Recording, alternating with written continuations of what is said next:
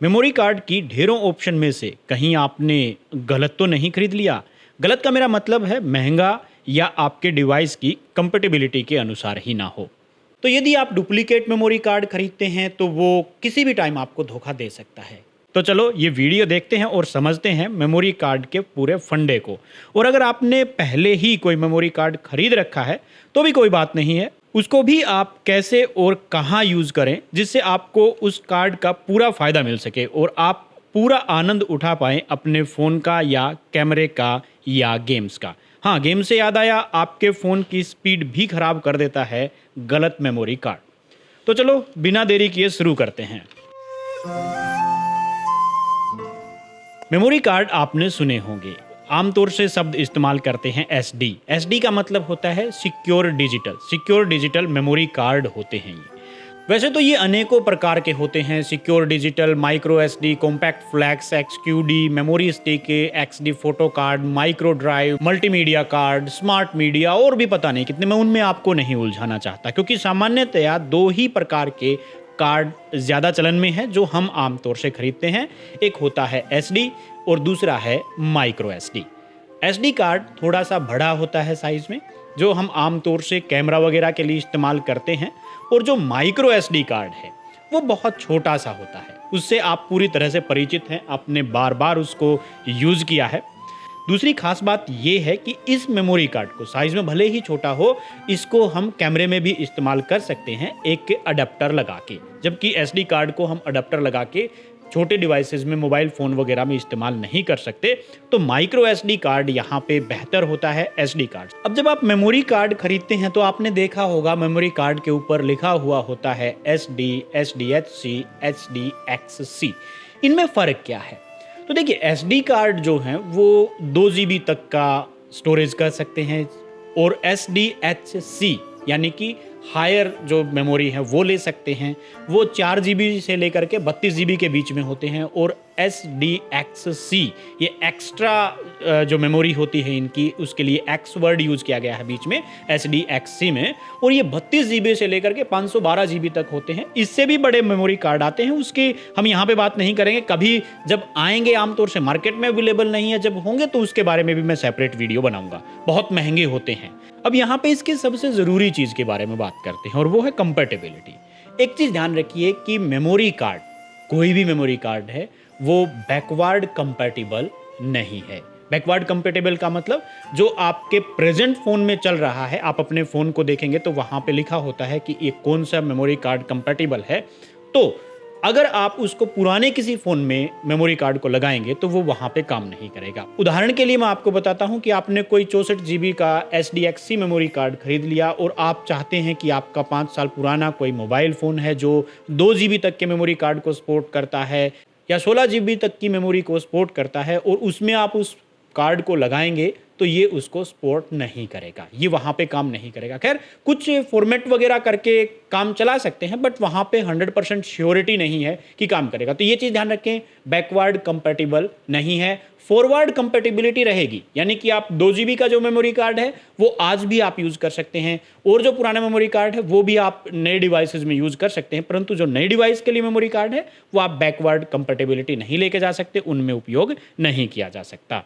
अब और डिटेल्स में जाने से पहले हम बात कर लेते हैं एक और ज़रूरी पॉइंट्स की, और वो है कैपेसिटी। हम कैपेसिटी की बात करें तो 16 GB, 32 GB, 128 GB, 64 GB, 512 GB, इस तरह के कार्ड होते हैं। खैर, कोई डिवाइस है जो 16 जीबी को सपोर्ट करता है तो वहाँ पे 64 जीबी के मेमोरी कार्ड को हम यूज़ नहीं कर सकते, परंतु जैसे मैंने बताया कि फॉर्मेट वगैरह करके कर सकते हैं, परंतु ये ध्यान रखिए वहाँ पे श्योरिटी नहीं है, हो सकता है आपका डाटा लॉस हो जाए। तो इस तरह की गलती कभी नहीं करनी है आपने। हमेशा जो कंपैटिबिलिटी है उसी के अंदर डिवाइस को, उसी के अंदर जो आपका मेमोरी कार्ड है उसको परचेज करना है। अब बात करते हैं इनकी परफॉर्मेंस की। डिवाइस की परफॉर्मेंस काफ़ी हद तक मेमोरी कार्ड के ऊपर डिपेंड करती है। अगर आपका हाई स्पीड मेमोरी कार्ड नहीं होगा तो आपका डिवाइस भले ही रिकॉर्ड एक हाई स्पीड में कर सकता है, परंतु जब वो रिकॉर्ड तो कर लेगा, पर ट्रांसफ़र की बात आएगी तो वहाँ पे मेमोरी कार्ड की स्पीड ट्रांसफ़र की इतनी नहीं होगी, तो वह फ्रेम को स्किप करना शुरू कर देगा। अगर आप गेम खेल रहे हैं तो भी वहाँ पे दिक्कत आएगी, तो वहाँ पे स्पीड का इश्यू हो सकता है। तो काफ़ी हद तक आपके फ़ोन की परफॉर्मेंस या आपके कैमरा की परफॉर्मेंस डिपेंड करती है मेमोरी कार्ड की स्पीड के ऊपर। तो आप जब भी मेमोरी कार्ड खरीदें तो उसकी एप्लीकेशन परफॉर्मेंस को ज़रूर ध्यान रख लें। आइए एक बार मेमोरी कार्ड को देखते हैं कि उस पे अलग अलग प्रकार की जो चीज़ें लिखी हुई होती हैं वो क्या होती हैं। हर मेमोरी कार्ड के ऊपर आपको उसकी कैपेसिटी ज़रूर लिखी हुई दिखाई देगी। उसके बाद यहाँ पे आपको दिखाई दे सकता है SD, HC, SD, XC, जो भी जिस टाइप का भी वो मेमोरी कार्ड होगा वो आपको दिखाई देगा। तो ये चीज़ ज़रूर चेक कर लें मेमोरी कार्ड खरीदने से पहले। उसके बाद हम बात करते हैं यहाँ पे स्पीड क्लास की। स्पीड क्लास ये 2, 4, 6, 10 इस तरह से लिखा होता है, जो ये बताता है कि ये कितनी स्पीड देगा। स्पीड मिनिमम में है। यहाँ पे ये चीज़ ध्यान रखिए, जैसे जिस कार्ड के ऊपर 2 लिखा हुआ है तो वो क्लास 2 मेमोरी कार्ड है, उसकी मिनिमम स्पीड 2 Mbps होगी। किसी के ऊपर 4 लिखा हुआ है तो ये ध्यान रखिए उसकी मिनिमम स्पीड की बात कर रहा हूँ मैं यहाँ पे, 4 Mbps होगी। 6 लिखा हुआ है तो 6 Mbps मिनिमम होगी। उसके ऊपर डिपेंड करता है कितनी भी हाई रीड राइट स्पीड हो सकती है, वो डिपेंड करता है कंपनी टू कंपनी, उसके बारे में भी हम बात करेंगे। और अगर किसी कार्ड के ऊपर 10 लिखा होता है तो वो क्लास 10 यानी कि वहां पे 10 Mbps की स्पीड होती है। UHS स्पीड क्लास भी होती है। जो आजकल मेमोरी कार्ड हैं जिसमें हम 4K या हाई स्पीड वाले मेमोरी कार्ड हैं उनको U कैटेगरीज में डिवाइड किया गया है, UHS स्पीड क्लास में डिवाइड किया गया है। वो 2 टाइप के कैटेगरी में आते हैं, क्लास 1 और क्लास 3। U के अंदर आपको 1 या 3 लिखा हुआ दिखाई दे सकता है। U1 का मतलब है क्लास 1 यानी कि वो 10 Mbps की मिनिमम स्पीड के साथ रिकॉर्ड करेगा। 3 का मतलब होता है क्लास 3 यानी कि इसके ऊपर डाटा मिनिमम 30 Mbps की स्पीड से राइट किया जा सकता है। मैं यहाँ पे मिनिमम स्पीड कह रहा हूँ, ये चीज़ आप ध्यान रखें। इन तीनों ऑप्शन के अलावा एक ऑप्शन और आजकल आपको दिखाई दे रही होगी कार्ड के ऊपर, वहाँ पे वीडियो स्पीड क्लास लिखा होता है यानी कि V नंबर। ये card specially high resolution video recording के लिए बनाए गए हैं। अगर आपका फोन या camera high video resolution 4K, 6K, 8K में वीडियो रिकॉर्ड कर रहा है तो उसके लिए आपको हाई ट्रांसफर रेट का मेमोरी कार्ड चाहिए। अगर आप हाई ट्रांसफर रेट का मेमोरी कार्ड नहीं लगाएंगे तो वहां पे फ्रेम ड्रॉप होंगे और आपकी जो वीडियो है, जो फुटेज है, वो खराब होगी ही होगी। इसमें V6 class 6, V10 class 10, V30 class 30। V30 का मतलब है कि मिनिमम 30 Mbps की स्पीड होगी।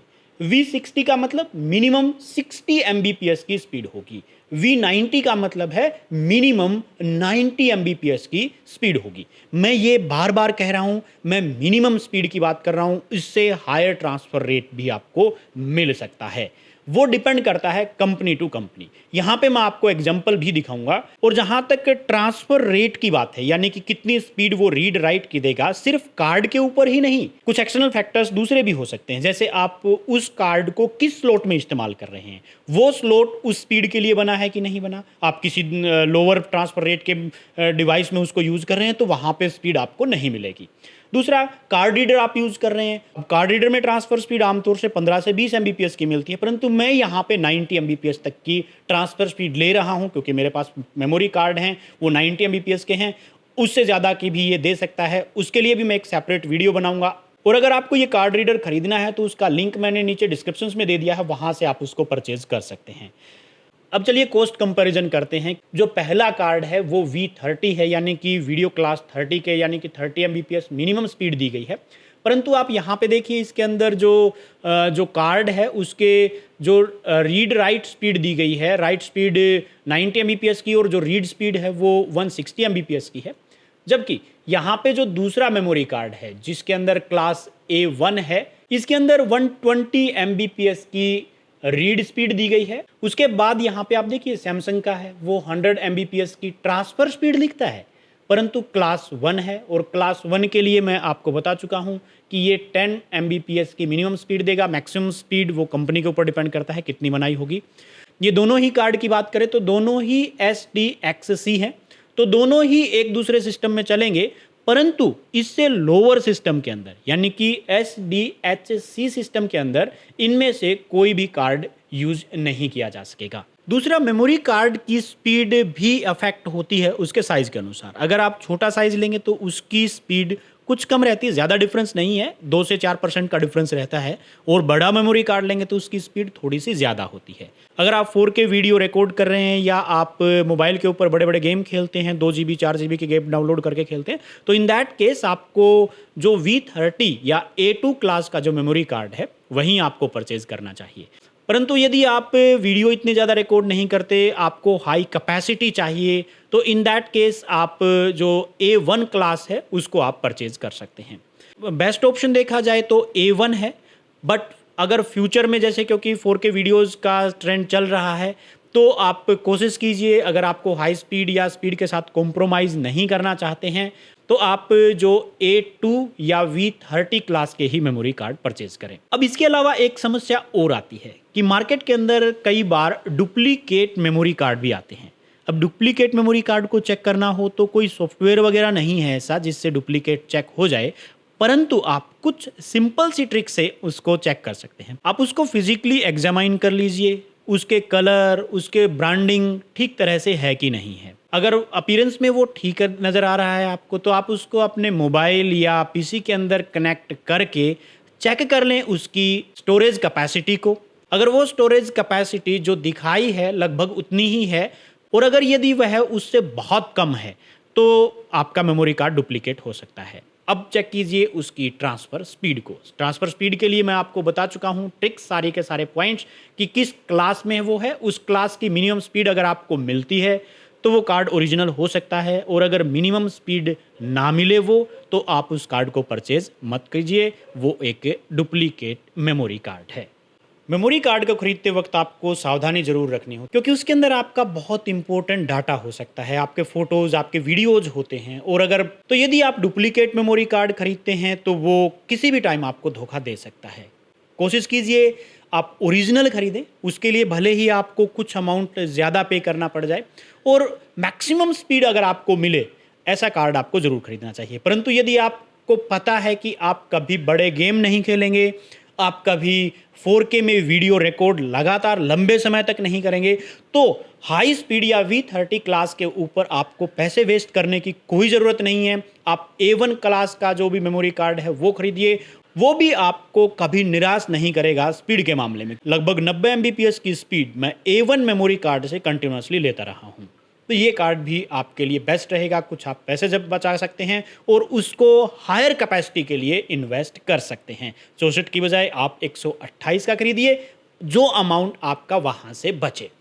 अगर आपको ये मेमोरी कार्ड का पूरा फंडा समझ में आ गया है, तो आप अपने जितने भी परिचित हैं, जो भी मोबाइल फ़ोन यूज़ कर रहे हैं या जो नया मेमोरी कार्ड खरीदने के लिए तैयारी कर रहे हैं, तो उनके साथ इस वीडियो को ज़रूर शेयर कीजिए। अगर आपको पसंद आया है तो वीडियो को लाइक भी कर सकते हैं, और इसी तरह के टिप्स एंड ट्रिक्स के लिए आप चैनल को सब्सक्राइब कर सकते हैं। तो best class memory card and card readers के लिंक मैंने नीचे डिस्क्रिप्शन में डाल दिए हैं, वहाँ से आप इसको परचेज कर सकते हैं। Thank you very much.